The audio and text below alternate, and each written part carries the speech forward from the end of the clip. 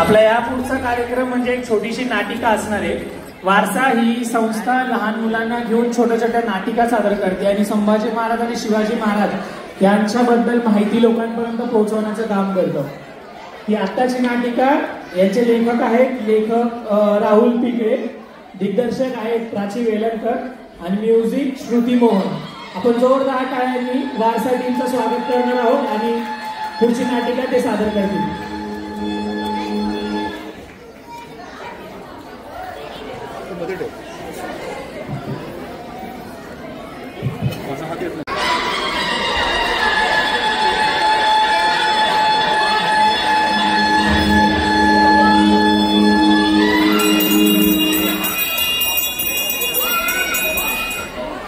प्रेक्षक नमस्कार, सर्वांचे सहर्ष स्वागत.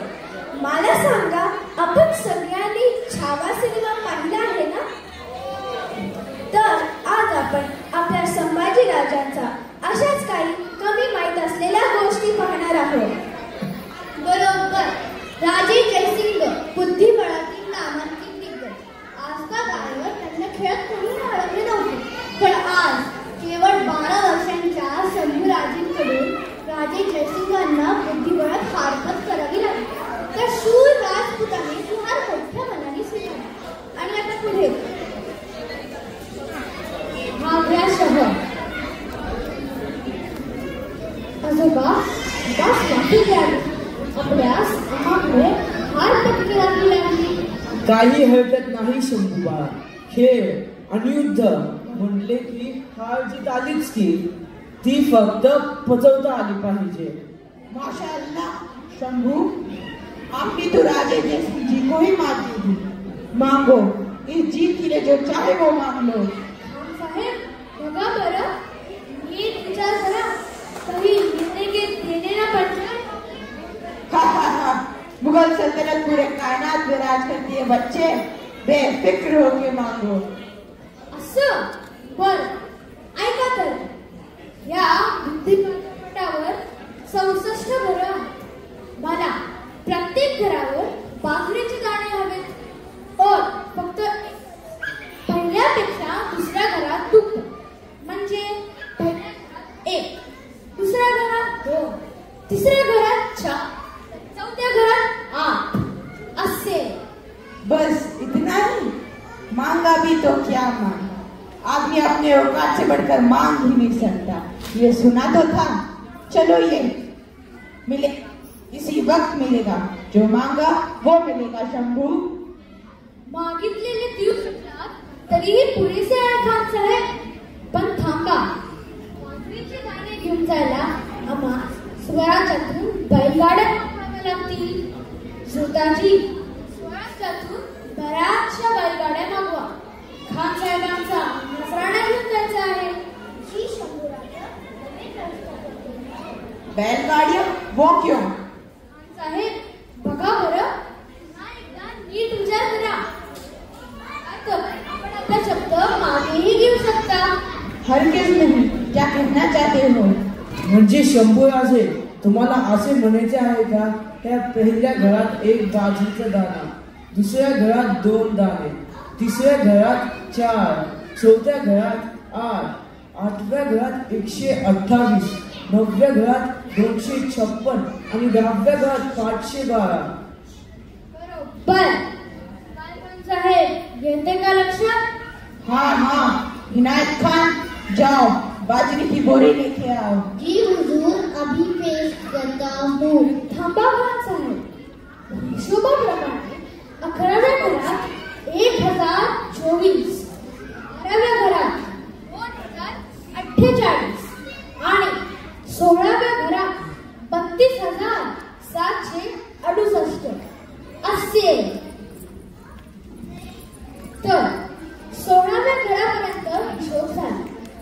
आता हिशोबाप्रमाणे 32व्या घरात 2 खर्व 14 कोटी 74 दशलक्ष 83,648 दाणे झाले. काय काम साहेब, अजून आपण 32व्या घरावरच आहे. आपल्याला 64 जायचंय आणि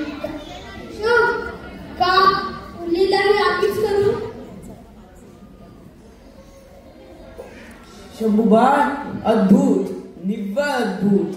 काय ही बुद्धिमत्ता! तुमच्या बुद्धिमत्तेस आमचा कुळनिसाद.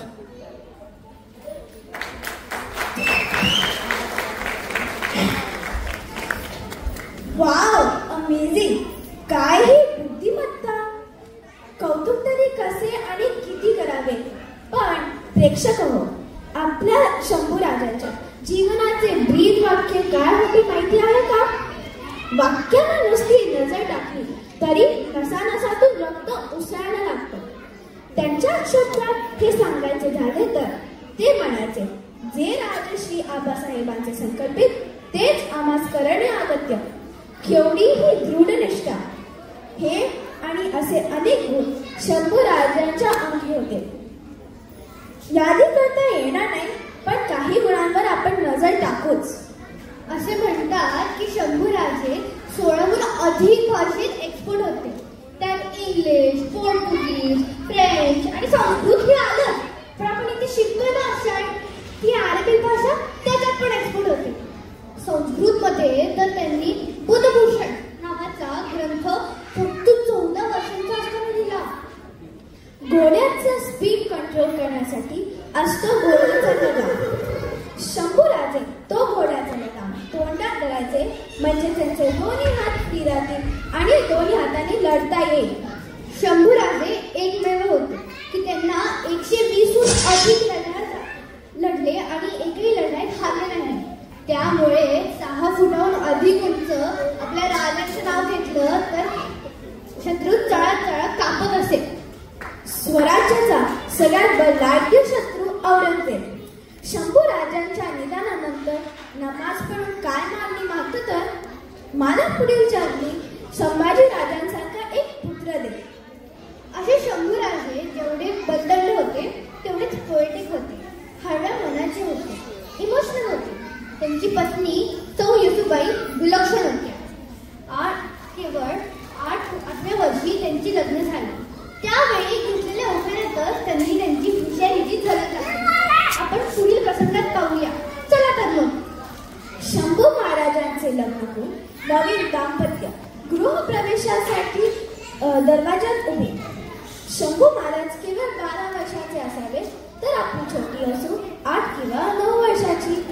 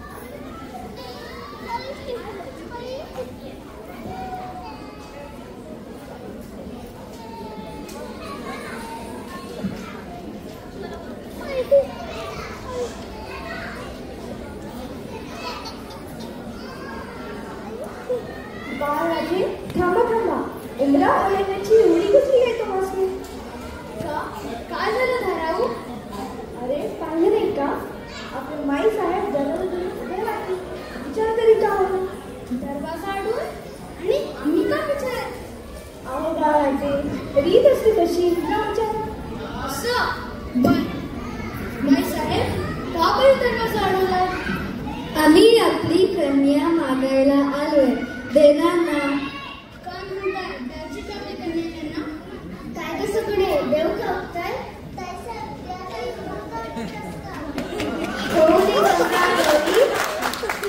गंगा गौरी देव वत्सांच्या घरी. असं नाही, छानसा उखाणा झालाच पाहिजे. प्रेक्षक हो, लक्षात असू द्या. 8-9 वर्षांची चिमोटी येसू, समोर धाराव, मोठी नणंद, माई साहेब, तेजस्वी राजमाता जिजाऊ असे अनेक मानवंतांसमोर प्रथम भेटीत उखाणा घ्यायच्या म्हणजे खायचे काम नाही. पण आपली चिमोटी येसू पहा कशी निभावून येते ते. उखाणा? होय, उखाणा. रीतच आहे तशी. द्या उखाणा. बरं. पहिले कंकण सौभाग्याचे, विसरले दिवस मी बालपणाचे. दुसरे कंकण आनंदाचे, विद्येचे आणि विनयाचे. तिसरे कंकण हात शोभतो, सौख्याचा राजगड फुलतो. चौथे कंकण हाती विलसे, शासन करेन मी आपलेसे. 5व्या कंकणी प्रभा मंगलतेची, वाढवीन कीर्ती दोन्ही कुळांची. 6वे कंकण किणकिणते हाती, बहिणी समान ननंदा असती. 7व्या कंकणी सासवा घरी, जीवन होईल भरभरी. 8वे कंकण सौभाग्याचे, शंभूराजे युवराज स्वराज्याचे. 9 कंकणांनी भरला सौभाग्याचा चुडा, शिवरायांनी उघडला सौख्याचा पुडा. रयते व राणी जिजाऊंची अखंड सावली, शंभूराजेला जन्म देणारी, धन्य त्यांची माऊली.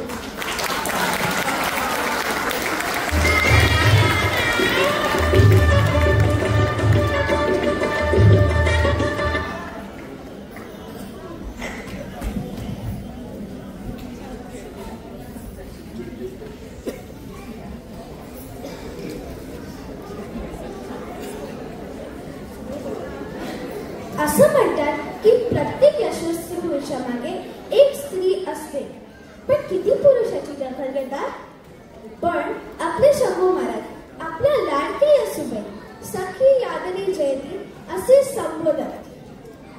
त्यांच्या शब्दात त्यांच्या ह्या सखीचे वर्णन करायचे झाले तर ते म्हणायचे, सखी तुम्हीच आमची धारणा, तुम्हीच आमची प्रेरणा आणि आमच्या मनावर फक्त तुमच्या हा भावनाचा अभिषेक.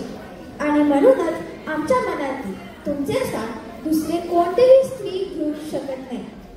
शिवरायांच्या निधनानंतर मराठी मुलुकसह हातातील ही औरंगजेबाची इच्छा शिवरायांनी धुळीला मिळवली. संभाजी राजांच्या अकाली निधनानंतर अवघे स्वराज्य येसूबाईंनी सांभाळत नाही तर वाढवले. एकटी स्त्री सर्व बाजूने बलाढ्य शत्रू स्वराज्याचे लचके तोडायला तयार होते. अशा परिस्थितीत त्यांनी जे शौर्य दाखवलं ते केवळ आणि केवळ अनबिलिव्हेबल. या दोघांमुळे आपले स्वराज्य राखले गेले. आमच्या या दोघांना मानाचे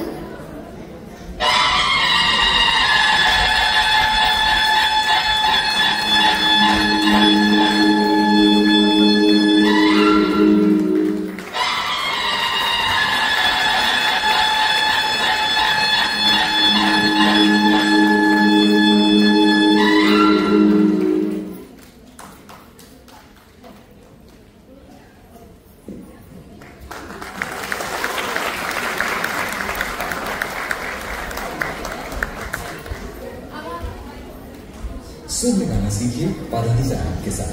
ते आहे पावर पर्सनल. अतिशय उत्कृष्ट असं सादरीकरण वारसा या टीम कडून झालं. एकदा जोरदार टाळ्या होत नव्हत्या. आता आपण ज्या क्षणाची उत्सुकतेने वाट पाहत होतो असे आपले लाडके मान्यवर श्री